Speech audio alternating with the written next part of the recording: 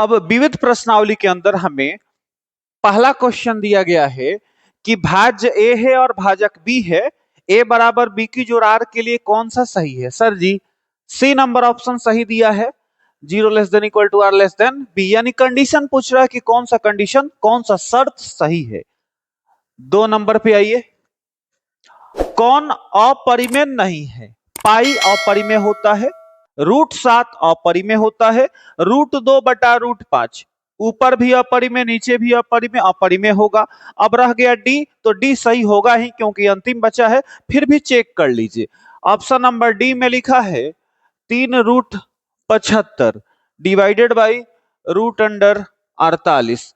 3√75 का अभाज्य गुणनखंड 50 और 25 75, √4 चौका 16 और 16 48, गुणनखंड निकाला है, अभाज्य संख्या नहीं है ये सिर्फ गुणनखंड है। नीचे यहां पर 3, यहां जोड़ा लग गया तो 5, एक 5 बाहर आ जाएगा और √, यहाँ 3 बच जाएगा, यहाँ पे जोड़ा लग जाएगा तो 4 बाहर हो जाएगा और यहाँ √3 भीतर बच जाएगा, √3 से √3 कटेगा और आपको मिलेगा 15/4 जो कि परिमेय संख्या है ना। तो जब परिमेय संख्या हो गया यानी अपरिमेय नहीं है, यानी ऑप्शन नंबर 2 का डी सही है। 3 नंबर पर आइए, तीसरा क्वेश्चन है कि हमें बताना है कि इनमें कौन सा शांत है ना।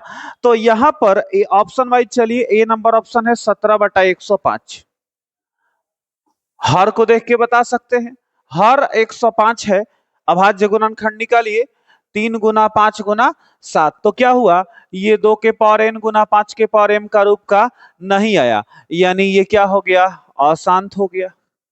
ऑप्शन नंबर बी पर आइए, ऑप्शन नंबर बी है 77/210, यहां से इसका हर देखिएगा तो आपके पास हर है 210, अभाज्य गुणनखंड निकालिए तो 2 गुना 3 गुना 5 और गुना में 7, तो ये भी 2 के पावर n गुना 5 के पावर m के रूप का नहीं है, यानी ये भी क्या हो गया, अशांत हो गया।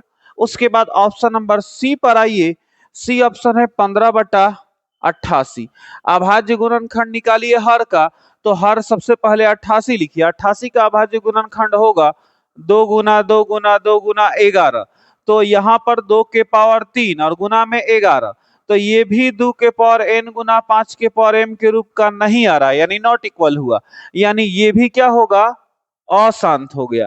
तो तीनों अशांत है यानी चौथा शांत होगा, फिर भी चेक कर लीजिए, तो डी नंबर ऑप्शन है 3/160, तो यहां से हर 160 है, अभाज्य गुणनखंड निकालिए, 2 गुना 2 गुना 2 गुना 2 गुना 2 और गुना में 5, यानी 2 के पावर 5 गुना 5 हुआ, जो कि 2 के पावर n गुना 5 के पावर m के बराबर है, यानी यही ऑप्शन क्या है, शांत दशमलव प्रसार वाला है, यानी ऑप्शन नंबर डी हमारा सही होगा, करेक्ट होगा, और बाकी ए बी सी नहीं होगा।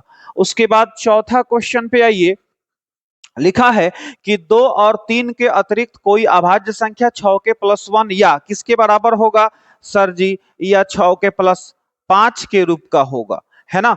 उसके बाद क्वेश्चन नंबर 5 है कि यदि भिन्न 2 के पावर 7 गुना 5 के पावर 5 के रूप का हो, कैसा, 2 के पावर 7 गुना 5 के पावर 5 के रूप का हो, तो कैसा होगा, सर जी ये हो गया 2 के पावर n गुना 5 के पावर m, यानी ये कैसा हो गया, ये शांत हो गया, ठीक है। उसके बाद क्वेश्चन नंबर 6 है, p/q में q 6 के पावर n गुना 5 के पावर m के रूप का है और p 3 के पावर n के रूप का है, तो भिन्न का दशमलव प्रसार कैसा होगा। सबसे पहले आप p/q लिखिए, और p का मतलब क्या है, p का मान किस रूप का p है, 3 के पावर n के रूप का है, और q जो है वो है 6 के पावर n गुना 5 के पावर m के रूप का है। अब यहाँ पर हम लिख सकते हैं कि 3 के पावर n डिवाइडेड बाई 6 को 2 गुना 3 उसका पावर n और गुना में 5 के पावर m लिख सकते हैं, तो यहाँ पर 3 के पावर n डिवाइडेड बाई, ये पावर अलग अलग होगा, तो 2 के पावर n गुना 3 के पावर n और गुना में 5 के पावर m मिलेगा, 3 के पावर n से 3 के पावर n कटेगा और आपको मिलेगा 1/2 के पावर n गुना 5 के पावर m। तो यहाँ पे हमने क्या पाया कि जो हर है वो 2 के पावर n गुना 5 के पावर m है। तो जब हर ऐसा बन जाता है तो हम कहते हैं कि वो क्या है, शांत है, यानी इसमें शांत आएगा। अब क्वेश्चन नंबर 7 का एक नंबर है कि रूट 20 कैसी संख्या है। यहां पर 20 का अभाज्य गुणनखंड निकलेगा 2 गुना 2 का जोड़ा लग गया तो 2 बाहर होगा और रूट 5 यहां रहेगा। तो ये क्या हो गया, अपरिमेय संख्या। ठीक है। क्वेश्चन नंबर 2 है इसका कि पाई कैसी संख्या है। पाई के बारे में पहले से ही बताया गया है कि पाई एक अपरिमेय संख्या होती है। इसके बाद क्वेश्चन नंबर 8 है एक कि 2.012 फिर 012 और यहाँ डॉट डॉट है। इसके बारे में हमें बताना है कि ये कैसी संख्या है। ध्यान से देखिए, यहाँ पर 012 और फिर 012 आ रहा है और डॉट डॉट डॉट है, यानी आगे ये रिपीट कर रहा है। कौन, 012, यानी इसको हम लिख सकते हैं 2.012 और इस पर एक रिंग, जो बार बार आता है उस पर एक रिंग लगाया जाता है। तो रेकरिंग वाली संख्याएं कैसी होती है, ये होती है अशांत, और चूंकि बार बार वही आ रहा है यानी आवर्ती। तो अशांत आवर्ती संख्याएं कैसी होती है, परिमेय होती है। यानी कि हम यहां पर क्वेश्चन नंबर 8 के बारे में हम कहेंगे कि ये एक परिमेय संख्या है। ठीक। इस क्वेश्चन में है कि एक मिठाई विक्रेता के पास 420 काजू बर्फी 130 बादाम बर्फी है। वह मिठाइयों का ढेर इस प्रकार लगाना चाहता है कि प्रत्येक ढेर में मिठाई समान संख्या में हो एवं ट्रे में न्यूनतम जगह ले सके। प्रत्येक ढेर में मिठाई की संख्या कितनी रखी जा सकती है, हमें ये बताना है। सिंपल सी बात है, यहां लिखेंगे मिठाइयों की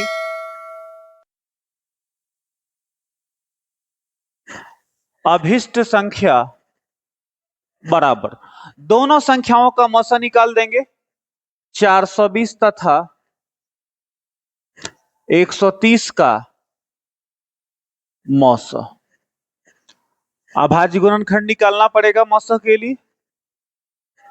ये 2 से जाएगा 210, फिर 2 से 105, 3 से जाएगा 35, 5 सते 35।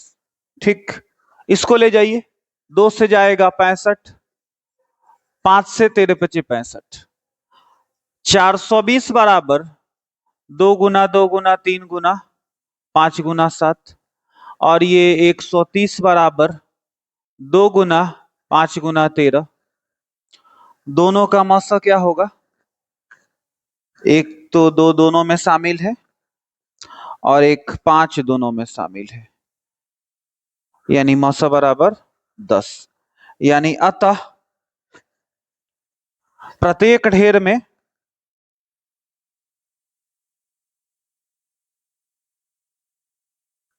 मिठाइयों की संख्या बराबर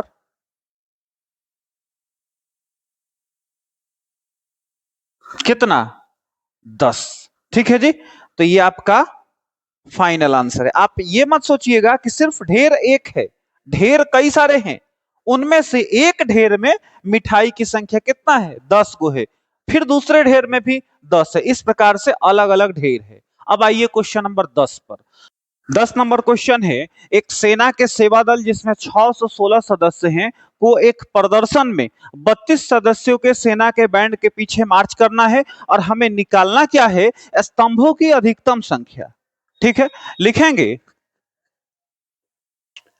स्तंभों की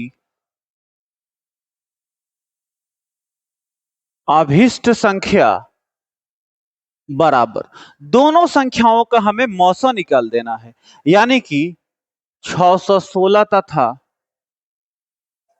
32 का मौसा अभाज्य गुणनखंड से निकालिए। 2 से जाएगा 308, फिर 2 से जाएगा 154, फिर 2 से 77, इस बार 7 से जाएगा 11, 2 से ले जाइए 16, 2 से 8, 2 से 4, 2 से 2। आपके पास बच रहा है 616 बराबर 2 गुना 2 गुना 2 गुना 7 गुना 11 और 32 बराबर 2 गुना 2 गुना 2 गुना 2 और गुना में 2।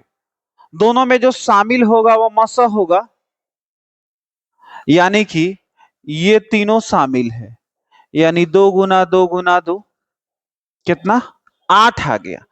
लिख देंगे अतः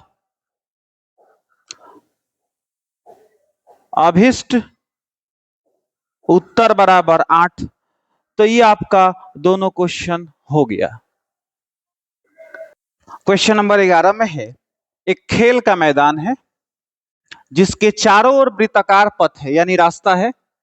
इस पर एक बिंदु को प्रारंभिक बिंदु मानते हुए दो लोग, एक सोनिया और एक रवि, दौड़ते हैं, चक्कर लगाते हैं।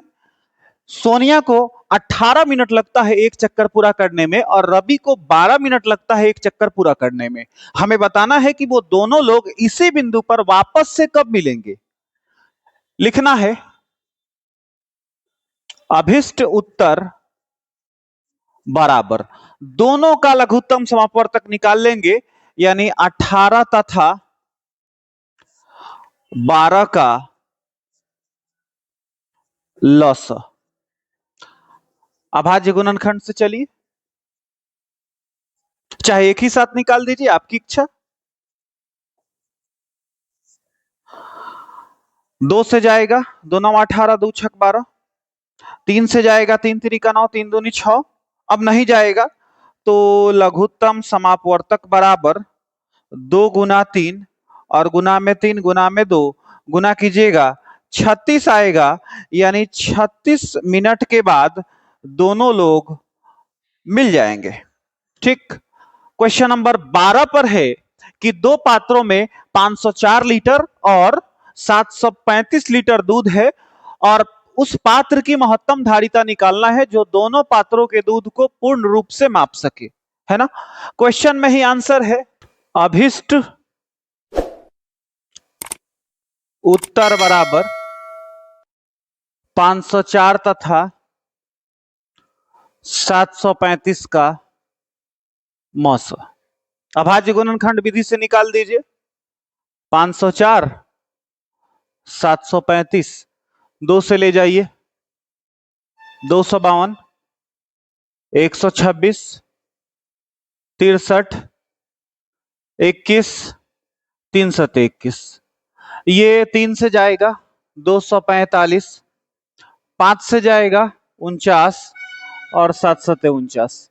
आपके पास बच रहा है 504 बराबर 2 गुना 2 गुना 2 गुना में 3 गुना 3 गुना 7 और 735 बराबर 3 गुना 5 गुना 7 गुना 7, यानी मौसा बराबर जो दोनों में शामिल है। कौन शामिल है? एक तो 3 दोनों में शामिल है और एक दोनों में 7 है, तो 3 सते 21। कहने का मतलब क्या हुआ कि अतः 21 लीटर धारिता वाला पात्र इसे माप सकता है ना आंसर।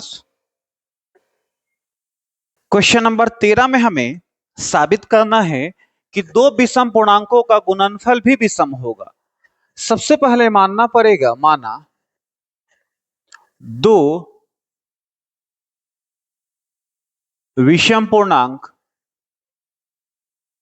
बराबर 4q+1 तथा 4q+3 विषम पूर्णांक किसी रूप का होता है।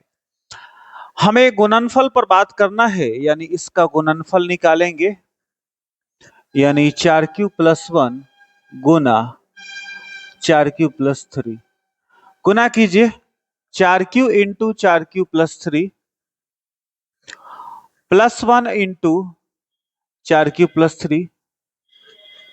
यहां पे 16q², 4 तिहाई 12q, 4 क्यू 3 होगा, 4 कॉमन लीजिए, 4 क्यू स्क्वायर, 4 तिहाई 12, 4 एकम 4 +3, 4 × 4 क्यू स्क्वायर, 3 क्यू और 1 क्यू, 4 क्यू +3।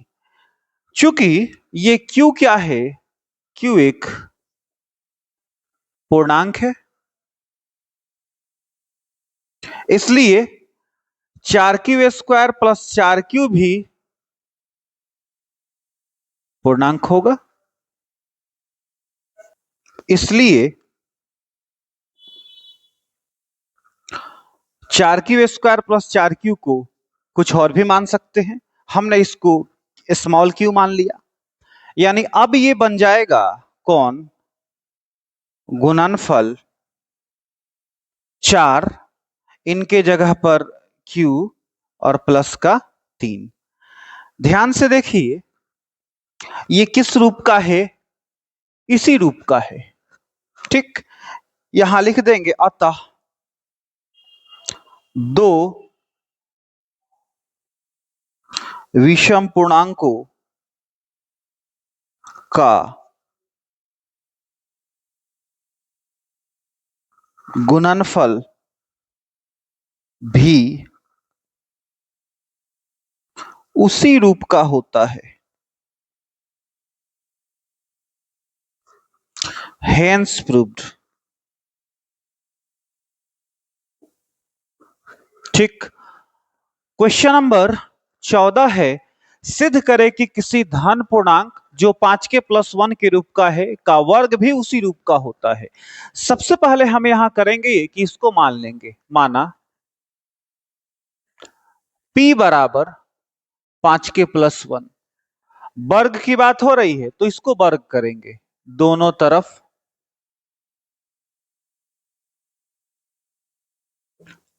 वर्ग करने पर, यानी p² बराबर 5 के +1 का होल स्क्वायर। यहां a + b the whole square लगेगा, a² + 2ab + b², यानी 25 के स्क्वायर + 10 के +1। यहां से 5 कॉमन ले लीजिए तो 5 के स्क्वायर और +2 के और +1 बचेगा। यहां भी ठीक वैसे ही, चूंकि k एक पूर्णांक है,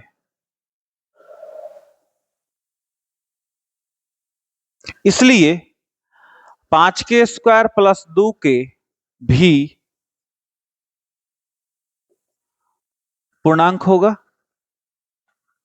इसका मतलब है कि हम इसको कुछ और भी मान सकते हैं, यानी लिखेंगे 5 के स्क्वायर +2 के बराबर q। यानी अब हमारे पास p² बराबर आ जाएगा, देखिए 5, इनके जगह पर q और प्लस का 1। ये किस रूप का है, इसी रूप का तो है। अंत में लिख देंगे अतः कोई